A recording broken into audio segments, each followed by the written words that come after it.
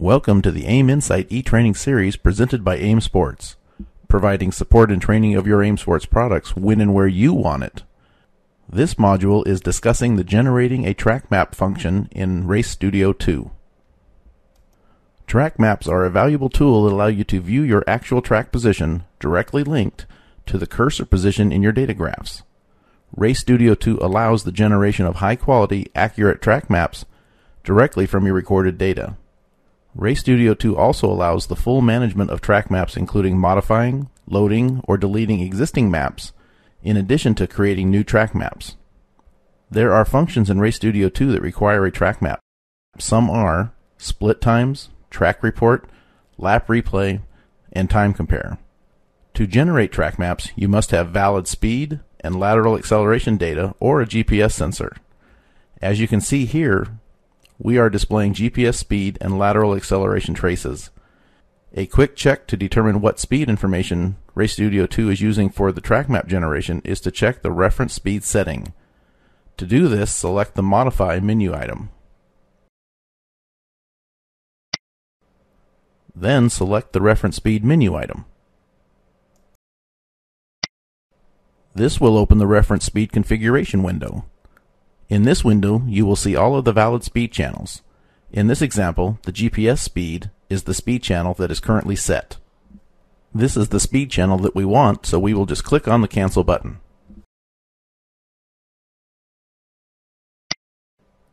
Here we can also check to make sure we have a valid lateral acceleration channel, and that it is calibrated correctly. As you can see here, our lateral acceleration channel looks pretty good, and where the vehicle is going down a straight section of the track, the lateral G values are very close to zero. As I mentioned earlier, there are functions in Race Studio 2 that require a track map. With the data we are currently looking at, we do not have a track map generated yet, and if we open the View pull-down menu, you will see some items that are grayed out. Let's click on the View menu item. As you can see here, the split times, track report, and lap replay menu items are grayed out and not available because we do not have a track map generated yet. So let's go ahead and generate a track map so all of those functions as well as the time compare function will become active. First, we select the map menu item. Then select the new menu item. This opens the Modify Track Map window. Every function you need to generate a track map is included in this window. Let's talk about the main parts of this window. First is the Graph and Map window. The graphs shown are the speed trace for the selected lap in blue and the lateral acceleration trace in green. These are provided so you can quickly see your positive and negative g-forces as well as your acceleration and deceleration zones. These will help you decide where to create your lap segments if you decide to not accept the segments automatically generated by the software. Here, the software highlights in blue the selections for sensor information available and the style of track that it is determined is the best for creating a track map. Since this data has a GPS sensor, it has selected 2 wheels, speed and gyro requested. The number of wheels is not as important as the sensors the software is highlighting. Speed and a gyro is the preferred and most accurate method, but good track maps can also be generated with just a speed trace and lateral accelerometer sensors alone. Next to that is the 3 choices for the style of track. These are closed, figure 8, and open shaped. Closed is where the track starts and finishes at the same point and does not cross over itself at any point. The figure 8 choice is for tracks that start and stop at the same position but cross over at some point, and the open shape choice is for tracks that start at one point and finish at a different point.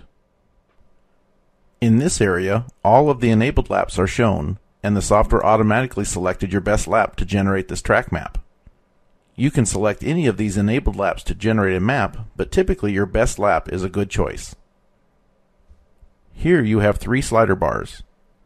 The first bar is the track shape and allows you to fine-tune the shape of the track.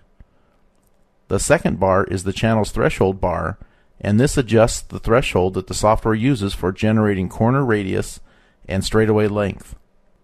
The third bar is the corner identify bar, and this adjustment will affect when the corner segments end and the straight segments start. This is the rotation adjustment and is used if you want to rotate the map. This is the distance box, and this allows you to place the cursor at a defined location to create segments.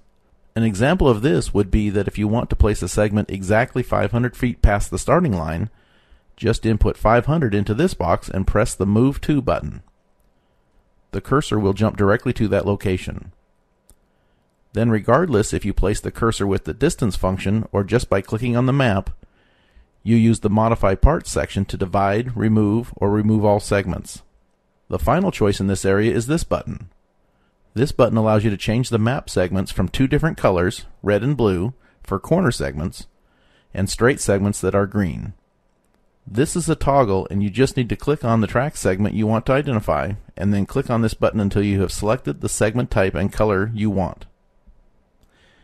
If you make some changes and you decide that you do not want to apply these changes, the software has provided a default values button that will reset all of these adjustments back to where they were before you made any adjustments. And finally, after you have made any adjustments, or even more common is just accepting the software default values, we need to name and save the new track map. So we just select the file name text box and type in the name of the track. In this case, the track was Sebring. After typing in the name, click on the OK button. The first thing we notice is the software is now showing the track segments we generated with our new track map above the main window. Also, now that we have an active track map, all of the functions requiring a track map should now be available for our use. Let's take a look to make sure. Let's select the View menu item.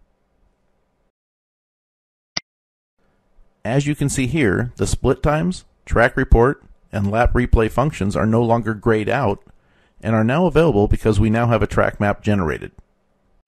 Now, to show the track map, the quickest way is to use the secondary icon toolbar and click on the Show Track Map icon. And as you can see here, the track map is shown and the cursor in the track map is linked to the cursor in the main window. This allows you to know exactly where the data you are looking at is located on the track. As you move the cursor in the main data window, you can see the cursor in the track map is linked and moves as well.